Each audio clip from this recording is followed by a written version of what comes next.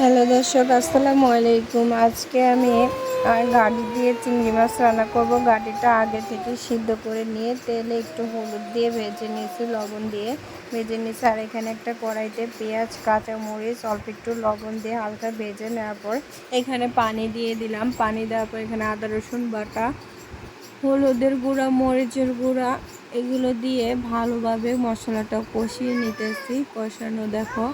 কষিয়ে নিতেছি ভালোভাবে। এখানে আমি যে চিংড়ি মাছ, মাঝারো সাইজের যে চিংড়ি মাছটা, ওইটা দিয়ে আমি রান্না করতেছি। তো চিংড়ি মাছটা আমি মশলার সাথে ভালোভাবে কষিয়ে নিই, দেখতে পাচ্ছ।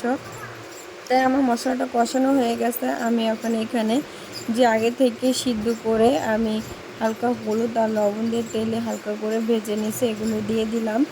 দেখো, এটাও আমি ভালোভাবে কষিয়ে নিতেছি, কারণ তরকারি যত কষানো হবে তরকারিটা খেতে তত মজা লাগবে। আর এই তরকারিটা আমি একটু ঝোল ঝোল রাখবো। এখন পানি দিয়ে দিলাম। এই যে দেখতে পাচ্ছ তরকারিটা। তো এভাবে গাড়ির তরকারি রান্না করলে অনেক মজা লাগে, তাই আমি এভাবে রান্না করছি। আশা করছি তোমাদের কাছে আমার এই রান্নার ভিডিওটি ভালো লাগবে।